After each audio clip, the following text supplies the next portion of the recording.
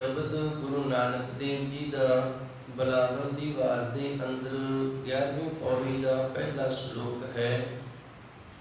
ਧੰਨ ਗੁਰੂ ਨਾਨਕ ਦੇਵ ਜੀ ਨੇ ਇਸ ਪਾਵਨ ਸ਼ਲੋਕ ਦੇ ਅੰਦਰ ਸਾਨੂੰ ਇਹ ਦੱਸਿਆ ਹੈ, ਜਾਂ ਮੈਂ ਇਸ ਤਰ੍ਹਾਂ ਕਹਿ ਦਿਆਂ, ਜੋ ਪ੍ਰਸੰਗ ਚੱਲੇਗਾ ਉਹ ਇਹ ਚੱਲੇਗਾ ਵੀ ਜਿਹੜੇ ਅਸੀਂ ਦਾਣੇ ਖਾ ਰਹੇ ਹਾਂ ਇਹ ਸਾਡੀ ਲਿਖਤਕਾਰ ਹੈ। ਸਾਡਾ ਇਹਨਾਂ ਦੇ ਉੱਤੇ ਨਾਂ ਲੱਗੇ, ਸਾਡੀ ਮੋਹਰ ਲੱਗੀ ਹੈ ਵੀ ਇਹ ਅਸੀਂ ਹੀ ਖਾਣੇ ਨੇ, ਤੇ ਕਿਸ ਤਰੀਕੇ ਨਾਲ ਖਾਣੇ ਨੇ, ਕਿਵੇਂ ਖਾਣੇ ਨੇ, ਇਹ ਸਾਨੂੰ ਨਹੀਂ ਸੋਝੀ, ਇਹ ਸਾਨੂੰ ਗਿਆਨ ਨਹੀਂ। ਗੁਰੂ ਮਹਾਰਾਜ ਜੀ ਰਹਿਮਤ ਕਰਦੇ ਨੇ, ਸਾਨੂੰ ਇੱਕ ਦ੍ਰਿਸ਼ਟਾਂਤ ਦੇ ਨਾਲ ਜੋੜ ਕੇ ਸਮਝਾਉਣ ਦਾ ਯਤਨ ਕਰਦੇ ਨੇ। ਕੋਈ ਵਾਹੇ, ਵਾਹੇ ਦਾ ਅਰਥ ਹੁੰਦਾ ਜ਼ਮੀਨ ਨੂੰ ਵਾਹੁਣਾ। ਕੁਝ ਬੀਜਣ ਤੋਂ ਪਹਿਲਾਂ ਜ਼ਮੀਨ ਨੂੰ ਤਿਆਰ ਕਰਨ ਦੇ ਲਈ ਵਾਹਿਆ ਜਾਂਦਾ ਹੈ, ਜਾਂ ਜਿਹੜਾ ਬੀਜ ਪਾਇਆ ਜਾਂਦਾ ਉਹ ਵੀ ਜ਼ਮੀਨ ਦੀ ਵਹਾਈ ਕਰਕੇ ਹੀ ਹੁੰਦਾ ਹੈ। ਕੋਈ ਵਾਹੇ ਕੋ ਲੁਣੇ, ਲੁਣੇ ਦਾ ਅਰਥ ਹੁੰਦਾ ਵੱਢਣਾ। ਜਿਹੜੀ ਪੱਕ ਗਈ ਹੈ ਉਹਨੂੰ ਫਿਰ ਸੰਭਾਲਣ ਦੇ ਲਈ ਵੱਢਿਆ ਜਾਂਦਾ ਹੈ। ਪਾਏ ਖਲਹਾਨ, ਤੇ ਕਈ ਨੇ ਜਿਹੜੇ ਉਹ ਖਲਵਾੜੇ ਲਾ ਰਹੇ ਨੇ, ਪੇੜ ਬਣਾ ਰਹੇ ਨੇ, ਦਾਣੇ ਕੱਢ ਰਹੇ ਨੇ। ਧੰਨ ਗੁਰੂ ਜੀ ਰਹਿਮਤ ਕਰਦੇ ਨੇ, ਕੋਈ ਤਾਂ ਭਾਈ ਬੀਜ ਰਿਹਾ ਹੈ, ਕੋਈ ਖੇਤੀ ਪੱਕੀ ਹੋਈ ਹੈ ਵੱਢ ਰਿਹਾ ਹੈ, ਤੇ ਕਈਆਂ ਨੇ ਵੱਢ ਰਹੀ ਹੈ ਉਹਨਾਂ ਦੀ ਪੇੜਾਂ ਦੇ ਵਿੱਚ ਆ ਗਈ ਹੈ। ਇਸੇ ਤਰ੍ਹਾਂ ਆਪਾਂ ਵੇਖਦੇ ਹਾਂ ਸਾਰਾ ਕੁਝ। ਅਗਲੀ ਤੁਕ ਦੇ ਵਿੱਚ ਗੁਰੂ ਮਹਾਰਾਜ ਜੀ ਦੱਸਦੇ ਨੇ, ਨਾਨਕ ਏਵ ਨਾ ਜਾਪਈ ਕੋਈ ਖਾਏ ਨਿਦਾਨ, ਪਰ ਉਹਨਾਂ ਦਾਣਿਆਂ ਦੇ ਉੱਤੇ ਮੋਹਰ ਕਿੰਦੀ ਹੈ ਇਹ ਕਿਸੇ ਨੂੰ ਨਹੀਂ ਪਤਾ।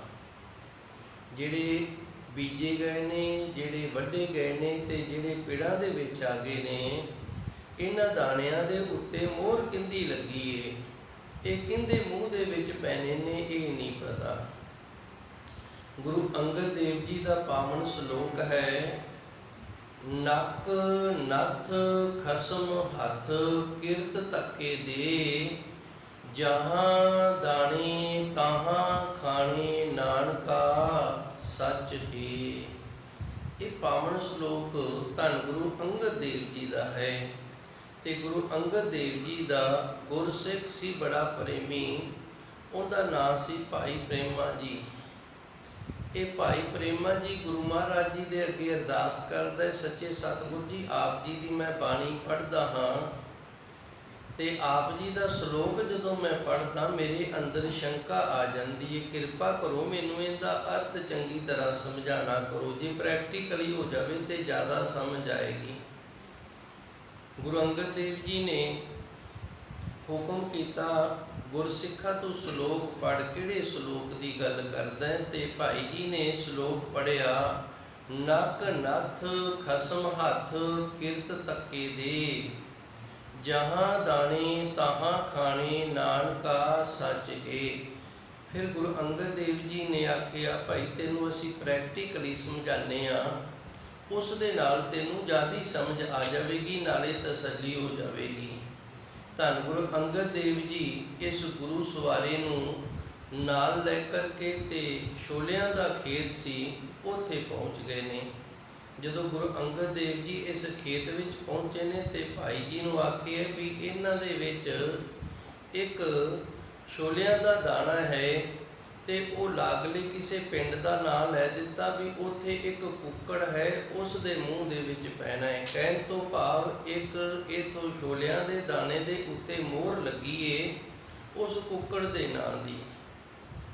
ਤੇ ਹੁਣ ਤੋਂ ਕਾਦਰ ਦੀ ਉਸ ਕੁਦਰਤ ਦਾ ਨਜ਼ਾਰਾ ਵੇਖ, ਜਿਨਨੇ ਆਪਣੀ ਕੁਦਰਤ ਦੇ ਵਿੱਚ ਵਸ ਕੇ ਤੇ ਇਸ ਦਾਣੇ ਨੂੰ ਉੱਥੇ ਤੱਕ ਪਹੁੰਚਾਉਣਾ ਹੈ। ਗੁਰਬਾਣੀ ਦੇ ਅੰਦਰ ਵੀ ਫਰਮਾਨ ਆਉਂਦਾ, ਬਲਿਹਾਰੀ ਕੁਦਰਤ ਵਸਿਆ, ਮੈਂ ਤੇਰੇ ਤੋਂ ਵਾਰਨੇ ਬਲਿਹਾਰਨੇ ਜਾਂਦਾ। ਕਿਉਂ?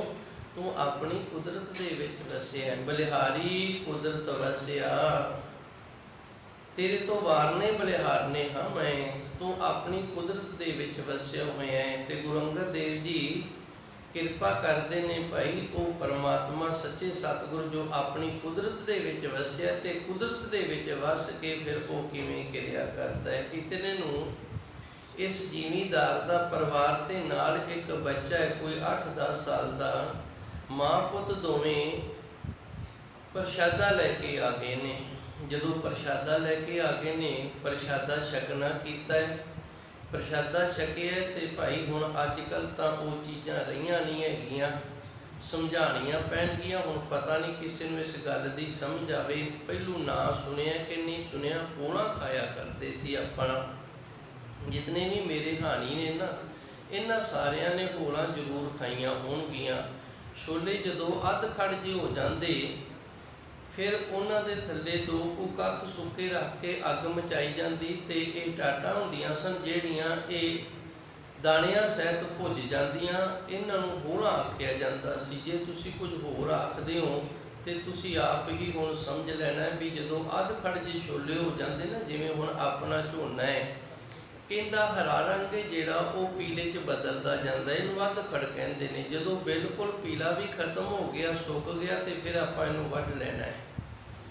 ਇਸ ਤਰ੍ਹਾਂ ਜਦੋਂ ਛੋਲੇ ਸਨ ਜਿਹੜੇ ਅੱਧ ਖੜ ਜੇ ਹੋ ਜਾਂਦੇ, ਅੱਧ ਖੜ ਹੋਏ ਛੋਲਿਆਂ ਨੂੰ ਫਿਰ ਥੋੜ੍ਹੇ ਜਿਹੇ ਥੱਲੇ ਕੱਖ ਕਾਂਜੇ ਰੱਖ ਕੇ ਅੱਗ ਮਚਾਈ ਜਾਂਦੀ ਤੇ ਹੋਲਾਂ ਤਿਆਰ ਕੀਤੀਆਂ ਜਾਂਦੀਆਂ।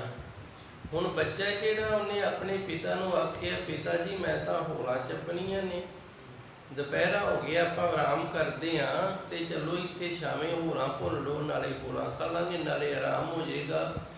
ਇਹ ਜ਼ਿਮੀਂਦਾਰ ਗਿਆ, ਇਹਨੇ 2 ਅੱਧ ਖੜ ਜੇ ਚੰਗੇ ਜਿਹੇ ਬੂਟੇ ਵੇਖ ਕੇ ਪੱਟ ਲਿਆਂਦੇ ਨੇ, ਪੱਟ ਕੇ ਲਿਆ ਕੇ ਤੇ ਭੁੰਨ ਦਿੱਤੇ ਨੇ। ਬੱਚਾ ਜਿਹੜਾ ਇਹ ਛੋਲੇ ਖਾਣ ਲੱਗ ਗਿਆ। ਬੱਚਿਆਂ ਦਾ ਸੁਭਾਅ ਹੁੰਦਾ, ਜਦੋਂ ਤੱਕ ਢਿੱਡ ਵਿੱਚ ਪੈਂਦਾ ਹੈ ਨਾ, ਉਦੋਂ ਤੱਕ ਤੇ ਬੜੀ ਉਤੇਜਤਾਈ ਦੇ ਨਾਲ ਛਕਣਗੇ, ਤੇ ਜਦੋਂ ਢਿੱਡ ਵਿੱਚ ਨਾ ਪਵੇ ਫਿਰ ਛੱਡਣ ਨੂੰ ਵੀ ਜੀਅ ਨਹੀਂ ਕਰਦਾ। ਫਿਰ ਕੁਝ ਵੱਖਰੀਆਂ ਜੀਆਂ ਹਰਕਤਾਂ ਨੇ ਜਿਹੜੀਆਂ ਉਹ ਕਰਨ ਲੱਗ ਜਾਂਦੇ ਨੇ। ਹੁਣ ਇਹ ਬੱਚਾ, ਇਹਦਾ ਢਿੱਡ ਭਰ ਗਿਆ, ਇਹ ਲੈ ਲੈਂਦਾ 2-3 ਟਾਟਾਂ ਲੈ ਲੈਂਦਾ ਭੁੱਜੀਆਂ ਹੋਈਆਂ, ਉਹਨਾਂ ਵਿੱਚੋਂ ਦਾਣੇ ਕੱਢਦਾ ਹੈ ਤੇ ਇਸ ਤਰ੍ਹਾਂ ਲੱਪਾ ਮਾਰਦਾ ਮੂੰਹ ਦੇ ਵਿੱਚ।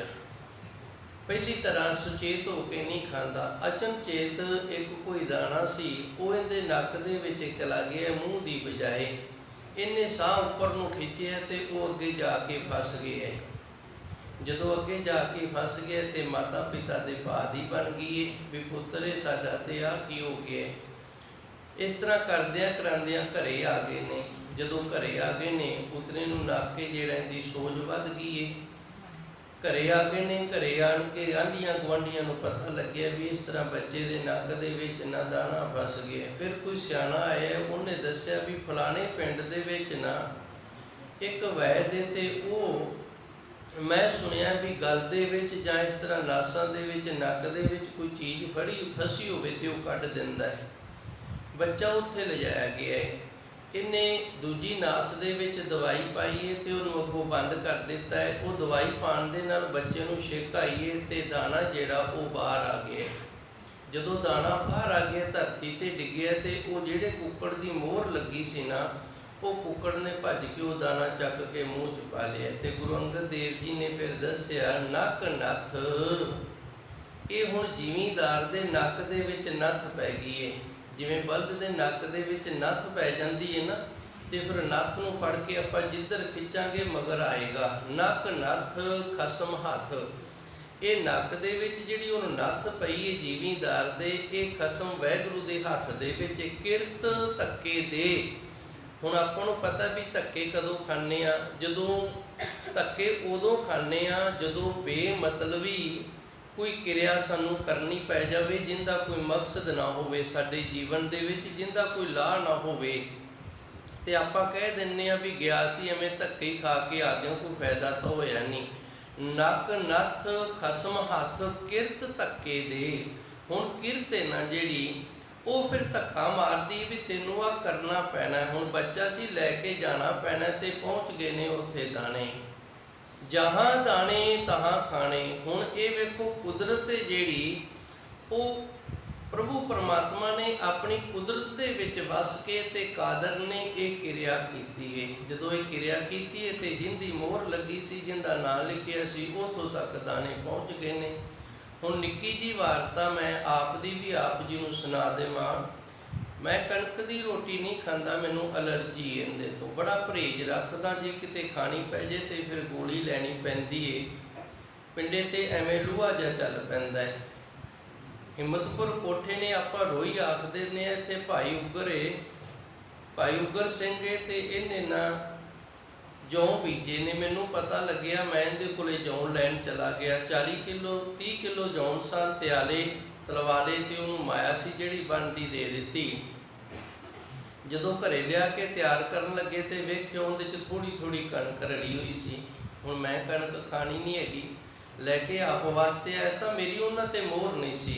फिर मैनू अगे होर वेचने पे, किसी नूं देने पे।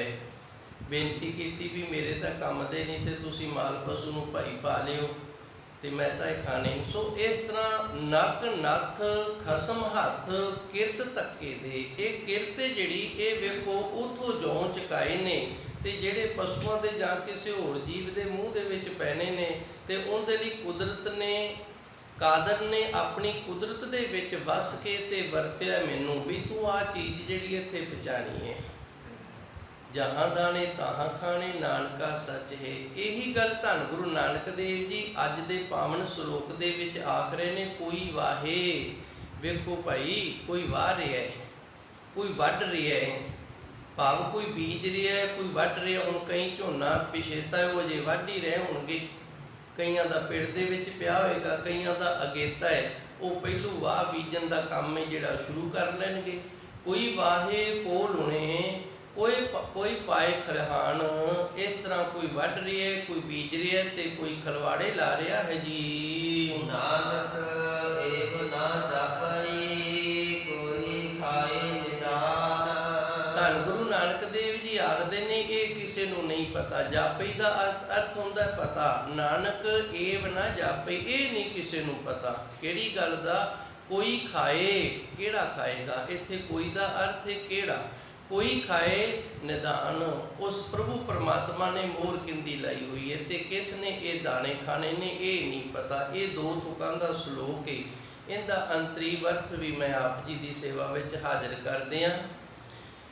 कोई वाहे, जदों असी कुछ करते हैं, कुछ करन दे लई पहलू शरीर नूं तैयार करना पैंदा है। जिवें दाने बीजन दे लई, फसल बीजन दे लई खेत तैयार करना पैंदा है ना, इस तरह साडा शरीर जिहड़ा ये भी एक खेत है। इस खेत रूपी शरीर नूं तैयार करना पैंदा है जिवें असी खेत तैयार करते हैं अपना। मैं एक दृष्टांत भी आप जी नूं दे देवां। अमृत वेले आपां उठदे हां, सब तो पहलां आपां दातन चुकदे हां ते दातन ही करनी चाहिदी है। एक मैं होर गल दस दिया, मेरे ख्याल दे विच आ गई है। जिहड़ी ज्ञानी सिंह दी ड्यूटी हुंदी है ना, ये हुंदी है संगत दे विच मर्यादा जिहड़ी है वो दस्सण दी, भी संगत दे विच मर्यादा किहड़ी है। हुण वेखो किसी दे घर जाके जां किसी दे होर जाके तां नहीं दसी जाती है, संगत दे विच ही दसी जाती है। जिवें दास ने कल परसों चौथे की गल है भी गुरबाणी के अंदर फरमान लिखिया है, गुरमुख बैसो सभा विछाए। सानू सभा विछा के बैठना चाहिए जदों भी गुरमता करना है, मंजिया ते बह के नहीं करना चाहिए। हुण मर्यादा दसीगी तो जदों आपां इस शब्द की पिछले साल पिछले गुरबाणी के जो पाठ चल रहा सी उदों कथा कीती सी तो उदों भी दास ने जरूर दसी होनी है। जे नहीं दसी तो फिर हुण तुहानूं मैं उदन भी दस दित्ती ते अज भी दस दित्ती है। दूसरा, जदों असी सहज पाठ प्रकाश करते हैं, 5 पौड़ियां का पाठ करना हुंदा है, श्लोक नहीं पढ़ना हुंदा। ते आनंद साहिब है जिहड़ा ये 5 पौड़ियां दे नाल आखिरी पौड़ी जिहड़ी है ये पढ़नी हुंदी है। जदों असी सहज पाठ का भोग पाने आ उदों आनंद साहिब दीयां 5 पौड़ियां दे नाल आखिरी पौड़ी पढ़नी हुंदी है ते जपजी साहिब का श्लोक भी पढ़ना हुंदा है। जदों प्रकाश करते हैं उदों आनंद साहिब है जिहड़ा ये पहलू पढ़िया जाना चाहिए।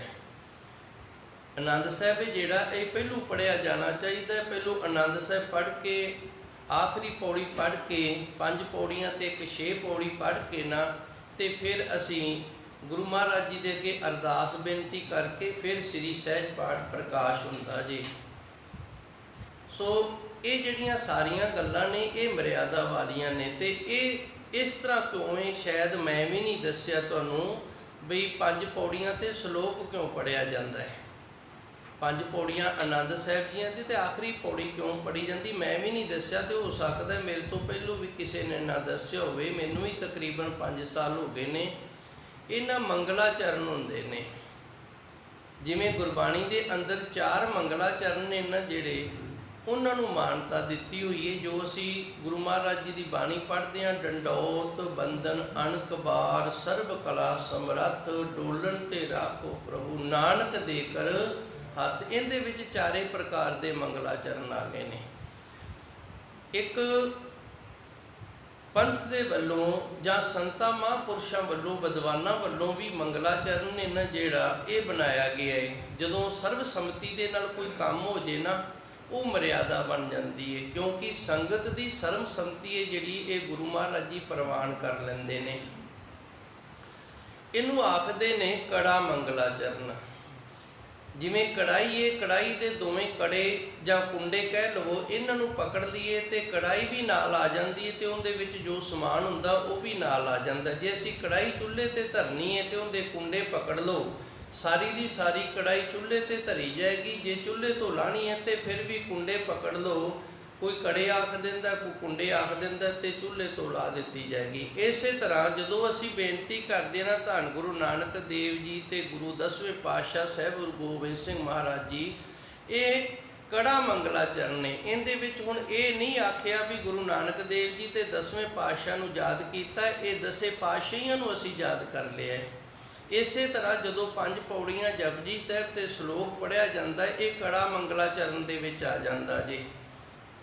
ਮੇਰੇ ਖਿਆਲ ਗੱਲ ਸਮਝ ਆ ਗਈ ਹੋਣੀ ਹੈ। ਇੱਕ ਮੈਂ ਹੋਰ ਵੀ ਦੱਸ ਦਿਆਂ, ਹੁਣ ਮੇਰੇ ਧਿਆਨ ਦੇ ਵਿੱਚ ਆ ਗਈ ਹੈ।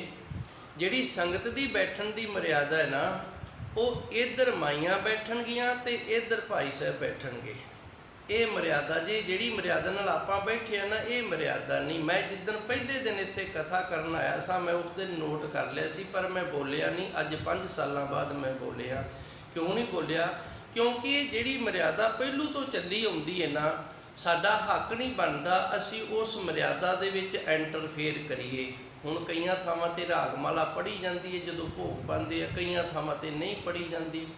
ਕਈਆਂ ਥਾਵਾਂ ਤੇ ਜਿਹੜੀ ਰਹਿ ਰਸ ਪੜ੍ਹੀ ਜਾਂਦੀ ਹੈ ਉਹ ਦੋਹਰਿਆਂ ਦੇ ਨਾਲ ਪੜ੍ਹੀ ਜਾਂਦੀ ਹੈ, ਤੇ ਕਈਆਂ ਥਾਵਾਂ ਤੇ ਰਹਿ ਰਸ ਜਿਹੜੀ ਉਹਦੇ 'ਚ ਦੋਹਰੇ ਨਹੀਂ ਪੜ੍ਹੇ ਜਾਂਦੇ। ਉਹ ਜਿਵੇਂ ਮਰਿਆਦਾ ਜਿਹੜੇ ਅਸਥਾਨ ਦੀ ਚੱਲਦੀ ਹੈ ਨਾ, ਫਿਰ ਉਸੇ ਤਰ੍ਹਾਂ ਚੱਲੀ ਜਾਂਦੀ ਹੈ। ਜੇ ਹੌਲੀ ਹੌਲੀ ਸਾਰਿਆਂ ਦੀ ਸਹਿਮਤੀ ਹੋ ਜਾਵੇ ਨਾ, ਤੇ ਫਿਰ ਉਹ ਬਦਲੀ ਜਾ ਸਕਦੀ ਵੀ ਮਰਿਆਦਾ ਤਾਂ ਇਹ ਹੈ, ਇਹਦੇ ਲਈ ਆਪਾਂ ਸਾਰੇ ਸਹਿਮਤ ਹੋ ਜਾਈਏ। ਤੇ ਹੁਣ ਕਈਆਂ ਥਾਵਾਂ ਤੇ ਸਾਨੂੰ ਕਰੜਾ ਸਟੈਂਡ ਕਿਉਂ ਲੈਣਾ ਪੈਂਦਾ ਹੈ? ਜਿੱਥੇ ਜਮਾਂ ਹੀ ਫਿਰ ਮਰਿਆਦਾ ਤੋਂ ਪਾਸੇ ਹੋ ਜਾਈਏ ਨਾ, ਉੱਥੇ ਫਿਰ ਕਰੜਾ ਸਟੈਂਡ ਵੀ ਲੈਣਾ ਪੈਂਦਾ ਥੋੜ੍ਹਾ ਜਿਹਾ। ਸੋ ਰੋ ਵਿਚਾਰੇ ਨੀਆਂ ਕੋ ਗੱਲਾਂ ਆਪ ਜੀ ਦੇ ਨਾਲ ਸਾਂਝੀਆਂ ਕਰਨ ਵਾਲੀਆਂ ਸਨ, ਕਰ ਲਈਆਂ ਨੇ।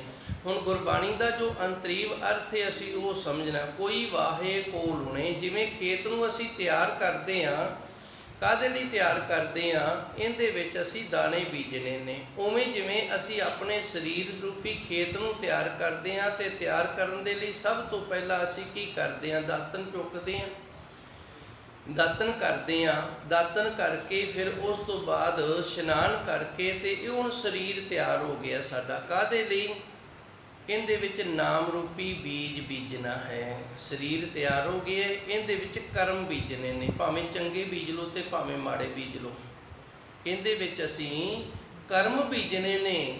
ਇਹ ਸਰੀਰ ਦੇ ਵਿੱਚ ਜਿਹੜੇ ਕਰਮ ਬੀਜਣੇ ਨੇ, ਇਹ ਜਿਹੜੇ ਮਰਜ਼ੀ ਬੀਜ ਲਓ। ਹੁਣ ਅਸੀਂ ਜਦੋਂ ਖੇਤ ਬੀਜ ਪਾਉਣਾ ਹੈ ਨਾ, ਉਦੋਂ ਦੀ ਬੜੀ ਸਾਂਭ ਸੰਭਾਲ ਕਰਕੇ ਪਾਉਂਦੇ ਹਾਂ। ਚੰਗੇ ਤੋਂ ਚੰਗਾ ਬੀਜ ਖਰੀਦਦੇ ਹਾਂ ਤੇ ਫਿਰ ਉਹ ਬੀਜਦੇ ਹਾਂ।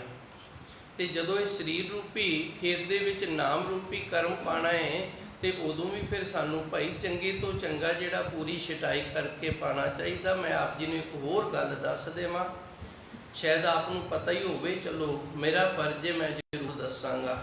ਆ ਚਿੱਟੇ ਜਿਹੇ ਫੁੱਲਾਂ ਵਾਲੀ ਇੱਕ ਬੂਟੀ, ਇਹਨੂੰ ਕਾਂਗਰਸੀ ਬੂਟੀ ਆਖਦੇ ਨੇ। ਇਹ ਕਾਂਗਰਸੀ ਬੂਟੀ ਹੈ। ਇਹ ਆਈ ਕਿੱਥੋਂ ਹੈ? ਇਹ ਅਮਰੀਕਾ ਤੋਂ ਆਈ ਹੈ।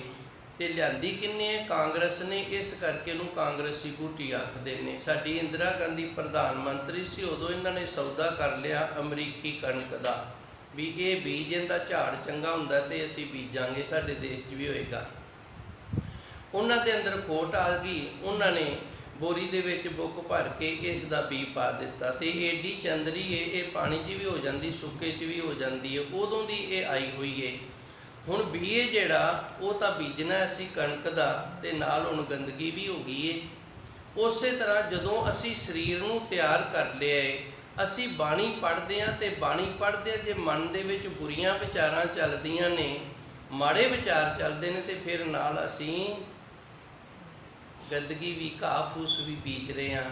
ਇਹ ਹੁਣ ਗੁਰੂ ਮਹਾਰਾਜ ਜੀ ਸਾਨੂੰ ਦੱਸਦੇ ਨੇ, ਕੋਈ ਵਾਹੇ, ਕੋਈ ਤਾਂ ਇਸ ਤਰ੍ਹਾਂ ਕਰਮ ਬੀਜ ਰਹੇ ਹਾਂ ਅਸੀਂ।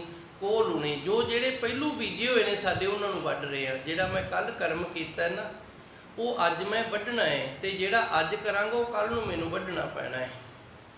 ਕੋਈ ਵਾਹੇ ਕੋਹ ਲੂਣੇ, ਕੋਈ ਵੱਢ ਰਿਹਾ, ਬੀਜ ਰਿਹਾ, ਤੇ ਕੋਈ ਆਪਣੇ ਕਰਮਾਂ ਨੂੰ ਵੱਢ ਰਿਹਾ, ਭਾਵ ਭੋਗ ਰਿਹਾ। ਜਦੋਂ ਅਸੀਂ ਕਰਮ ਭੋਗਣ ਲੱਗ ਜਾਂਦੇ ਹਾਂ ਨਾ, ਤੇ ਫਿਰ ਇਹ ਕਰਮ ਨੇ ਜਿਹੜੇ, ਇਹ ਅਸੀਂ ਵੱਢ ਰਹੇ ਹਾਂ। ਤੇ ਹੁਣ ਖਲਵਾੜੇ ਕਿਹੜੇ ਲੱਗਦੇ ਨੇ? ਖਲਵਾੜੇ ਉਹ ਲੱਗਦੇ ਨੇ ਜਿਹੜੇ ਕੁਝ ਕਰਮ ਮੇਰੇ ਤੋਂ ਕੱਲ੍ਹ ਜਾਂ ਪਰਸੋਂ ਇਸ ਤਰ੍ਹਾਂ ਦੇ ਕੀਤੇ ਗਏ ਨੇ, ਉਹ ਸਾਰੇ ਅੱਜ ਮੈਂ ਨਹੀਂ ਭੋਗ ਸਕਦਾ, ਸਮਾਂ ਥੋੜ੍ਹਾ, ਕਰਮ ਜ਼ਿਆਦਾ ਹੋ ਗਏ ਨੇ। ਜਦੋਂ ਕਰਮ ਜ਼ਿਆਦਾ ਹੋ ਗਏ ਨੇ, ਤੇ ਫਿਰ ਉਹ ਕਰਮ ਜਿਹੜੇ ਨੇ ਉਹ ਜਮ੍ਹਾਂ ਹੋਣਗੇ। ਇਸ ਤਰ੍ਹਾਂ ਵਿਦਵਾਨਾਂ ਨੇ ਫਿਰ ਇਹ ਕਰਮ ਨੇ ਨਾ ਜਿਹੜੇ, ਇਹ 3 ਪ੍ਰਕਾਰ ਦੇ ਮੰਨੇ ਨੇ। ਕਿਰੇਮਾਨ ਕਰਮ, ਸੰਚਿਤ ਕਰਮ। ਸੰਚਿਤ ਕਰਮ ਉਹਨਾਂ ਕਰਮਾਂ ਨੂੰ ਆਖਦੇ ਨੇ ਜਿਹੜੇ ਸਾਡੇ ਇਕੱਠੇ ਹੋਏ ਨੇ, ਸਾਡੇ ਕੋਲ ਟਾਈਮ ਹੀ ਨਹੀਂ ਹੈਗਾ ਵੀ ਉਹ ਕਰਮ ਅਸੀਂ ਭੋਗ ਲਈਏ।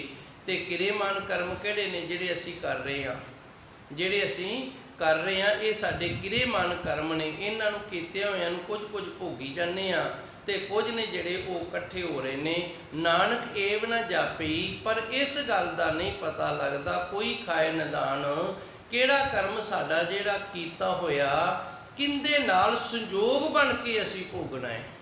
ਜਿਵੇਂ ਦੇਖੋ, ਮੈਂ ਤੁਹਾਨੂੰ ਪ੍ਰਸੰਗ ਸੁਣਾਇਆ ਨਾ, ਸੰਜੋਗ ਮੇਰਾ ਬਣਿਆ। ਦਾਣੇ ਜਿਹੜੇ ਪਏ ਸਨ ਉਹ ਹਿੰਮਤਪੁਰ ਕੋਠੇ ਰੋਈ 'ਚ ਪਏ ਸਨ, ਉਗਰ ਸਿੰਘ ਦੇ ਘਰ, ਤੇ ਉਹ ਲਿਖੇ ਕਿਸੇ ਪਸ਼ੂ ਦੇ ਕਰਮਾਂ ਦੇ ਵਿੱਚ ਸਨ, ਤੇ ਸੰਜੋਗ ਮੇਰਾ ਬਣਿਆ ਉਹਦੇ ਵਿੱਚ। ਉਹਦੇ 'ਚ ਗੁਰੂ ਨੇ ਵਰਤੋਂ ਮੇਰੀ, ਕੁਦਰਤ ਨੇ ਵਰਤੋਂ ਮੇਰੀ ਕੀਤੀ ਵੀ ਉੱਥੋਂ ਚੱਕ ਕੇ ਲਿਆ ਕੇ ਇੱਥੇ ਰੱਖ ਤੂੰ। ਕੋਈ ਖਾਏ ਨਿਦਾਨ। ਇਸ ਤਰ੍ਹਾਂ ਜਿਹੜੇ ਕੀਤੇ ਹੋਏ ਕਰਮ ਨੇ, ਉਹਨਾਂ ਕੀਤੇ ਹੋਏ ਕਰਮਾਂ ਨੂੰ ਅਸੀਂ ਭੋਗਣਾ ਜ਼ਰੂਰ ਏ, ਪਰ ਉਹਦੇ ਵਿੱਚ ਜਿਹੜਾ ਸੰਜੋਗ ਹੈ ਨਾ, ਗੁਰਬਾਣੀ ਦੱਸਦੀ ਹੈ ਨਾ, ਸੰਜੋਗ ਵਿਜੋਗ ਦੋਏ ਕਾਰ ਚਲਾਵੇ। 2 ਹੀ ਕੰਮ ਹੋ ਰਹੇ ਨੇ ਦੁਨੀਆ ਤੇ। ਕਿਹੜਾ? ਸੰਜੋਗ ਤੇ ਵਿਜੋਗ। ਜਾਂ ਵਿਛੜ ਰਹੇ ਹਾਂ ਤੇ ਜਾਂ ਮਿਲ ਰਹੇ ਹਾਂ। ਸੰਜੋਗ ਦੇ ਨਾਲ ਸਾਨੂੰ ਪਦਾਰਥ ਮਿਲਦੇ ਨੇ, ਇਹ ਵੀ ਸੰਜੋਗ ਏ। ਜਿਹੜਾ ਸਾਨੂੰ ਪਦਾਰਥ ਮਿਲਦੇ ਨੇ, ਖਾਣ ਪੀਣ ਨੂੰ ਮਿਲਦਾ, ਪਹਿਨਣ ਨੂੰ ਮਿਲਦਾ, ਵਰਤੋਂ ਨੂੰ ਮਿਲਦੇ ਨੇ, ਸਾਧਨ ਵਗੈਰਾ, ਇਹ ਸੰਜੋਗ ਦੇ ਨਾਲ ਮਿਲਦੇ ਨੇ। ਇਹਨਾਂ ਨਾਲ ਸਾਡਾ ਸੰਜੋਗ ਬਣਿਆ ਹੁੰਦਾ ਹੈ।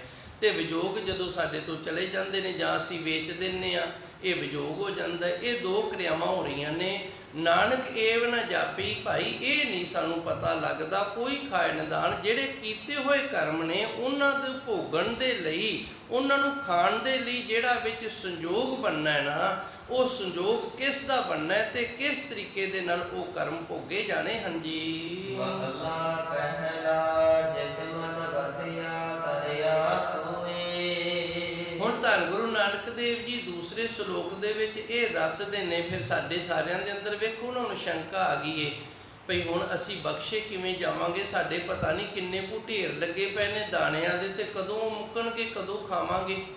ਸਾਰੇ ਤਾਂ ਐਡੀ ਛੇਤੀ ਮੁੱਕਦੇ ਨਹੀਂ, ਸਾਰੇ ਕਰਮ ਤਾਂ ਐਡੀ ਛੇਤੀ ਭੋਗੇ ਨਹੀਂ ਜਾਂਦੇ। ਫਿਰ ਗੁਰੂ ਨਾਨਕ ਦੇਵ ਜੀ ਸਾਨੂੰ ਦੱਸਦੇ ਨੇ, ਜਿਸ ਮਨ ਵਸਿਆ, ਜਦੋਂ ਮਨ ਦੇ ਵਿੱਚ ਵਸ ਜਾਂਦਾ ਨਾ, ਤਰਿਆ ਸੋ ਉਹ ਤਰ ਜਾਂਦਾ। ਜਿਹੜੇ ਗੁਰੂ ਸਵਾਰੇ ਦੇ ਮਨ ਦੇ ਵਿੱਚ ਪਰਮਾਤਮਾ ਦਾ ਨਾਮ ਵਸ ਗਿਆ ਹੈ, ਤੇ ਫਿਰ ਗੁਰੂ ਕਿਰਪਾ ਕਰਦਾ, ਉਹਦੇ ਸਾਰੇ ਕਰਮ ਹੀ ਬਖਸ਼ ਦਿੰਦਾ। ਜਾ ਤੇਰਾ ਬੇੜਾ ਪਾਰ ਹੈ, ਤੂੰ ਪਾਰ ਹੋ ਗਿਆ, ਤੇ ਵਸਾਉਣਾ ਮਨ ਦੇ ਵਿੱਚ ਪੈਣਾ। ਜਿਸ ਮਨ ਵਸਿਆ ਤਰਿਆ ਸੋਏ, ਜਿਸ ਦੇ ਮਨ ਵਿੱਚ ਵਸ ਗਿਆ ਹੈ, ਉਸ ਦਾ ਕਰਮਾਂ ਦੇ ਬੰਧਨਾਂ ਤੋਂ ਖੁਲਾਸਾ ਹੋ ਗਿਆ। ਉਹ ਗੁਰੂ ਸਵਾਰਾ ਜਿਹੜਾ ਇਸ ਸੰਸਾਰ ਦੇ ਵਿੱਚੋਂ ਤਰ ਗਿਆ ਹੈ ਜੀ। ਨਾਨਕ ਜੋ ਭਾਵੈ ਸੋ ਹੋਏ। ਤੇ ਇਹਦੇ ਵਿੱਚ ਕਿਸੇ ਦਾ ਜ਼ੋਰ ਨਹੀਂ, ਇਹਦੇ ਵਿੱਚ ਕਿਸੇ ਦਾ ਜ਼ੋਰ ਨਹੀਂ। ਜਿਹੜੀ ਉਸ ਪਰਮਾਤਮਾ ਨੂੰ ਗੱਲ ਚੰਗੀ ਲੱਗੇਗੀ ਨਾ, ਹੋਵੇਗੀ ਉਹ। ਜੋ ਭਾਵੈ ਸੋ ਹੋਏ, ਜਿਹੜਾ ਉਹਨੂੰ ਭਾ ਜਾਵੇਗਾ। ਭਾਵੇ ਦਾ ਅਰਥ ਹੁੰਦਾ ਚੰਗੇ ਲੱਗਣਾ।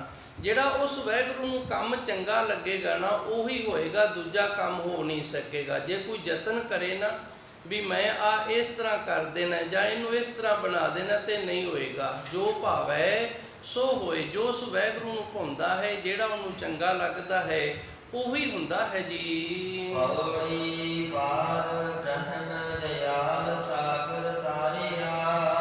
ਇਹ ਪਾਵਨ ਪੌੜੀ ਤਾਂ ਧੰਨ ਗੁਰੂ ਰਾਮਦਾਸ ਮਹਾਰਾਜ ਜੀ ਦੀ ਬਿਲਾਵਲ ਰਾਗ ਦੇ ਅੰਦਰ 11ਵੀਂ ਪੌੜੀ ਹੈ ਤੇ ਇਹਦੇ ਨਾਲ ਸੰਬੰਧਿਤ ਦੋਵੇਂ ਸ਼ਲੋਕ ਨੇ। ਉਹਨਾਂ ਦੇ ਵਿੱਚ ਗੁਰੂ ਮਹਾਰਾਜ ਜੀ ਨੇ ਸਾਨੂੰ ਇਹ ਦੱਸਿਆ ਸੀ ਅਸੀਂ ਆਪਣੇ ਕਰਮਾਂ ਦਾ ਲਿਖਿਆ ਖਾਂਦੇ ਹਾਂ।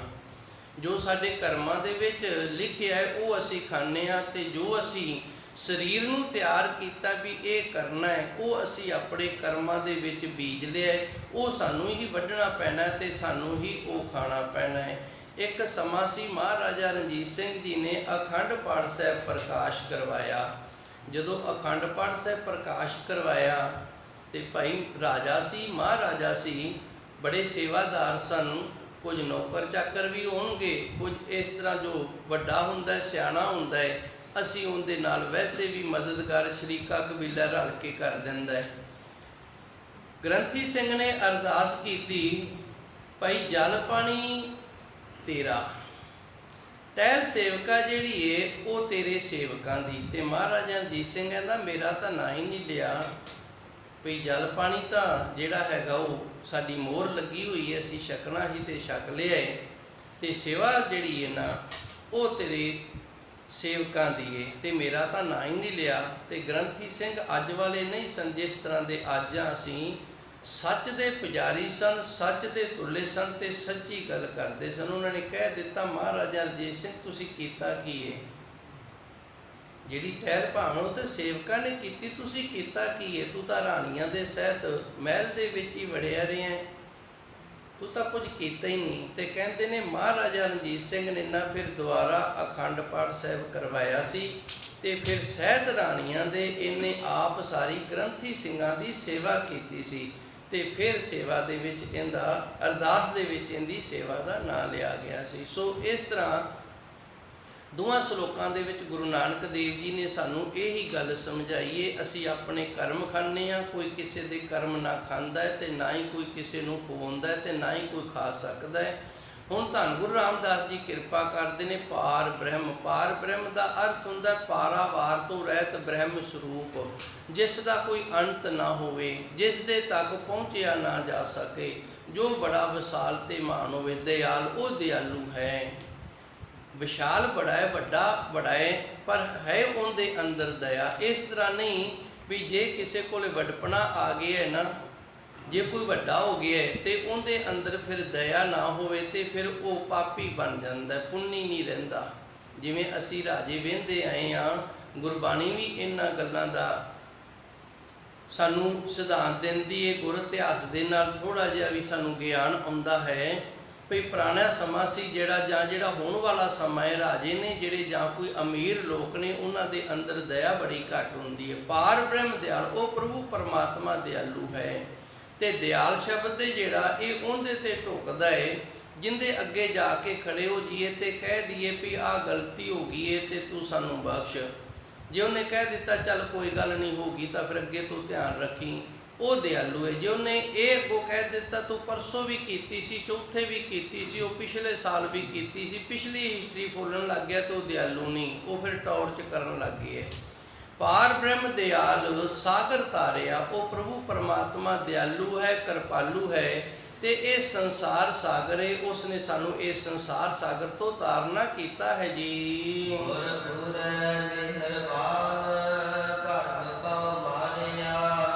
ਸਾਨੂੰ ਵਿਚਲਿਤ ਕਰਦੇ ਨੇ ਭਰਮ ਤੇ ਭਉ, ਇਹ ਸਾਨੂੰ ਵਿਚਲਿਤ ਕਰਦੇ ਨੇ। ਵਿਚਲਿਤ ਦਾ ਅਰਥ ਹੁੰਦਾ ਹੈ ਤੁਰੇ ਜਾਂਦੇ ਦੇ ਪੈਰ ਥਿੜਕਣੇ, ਜੇ ਪੈਰ ਟਿਕਾਓ ਦੇ ਵਿੱਚ ਹੋਣ ਨਾ, ਪੈਰ ਨਾ ਤਿਲਕਣ।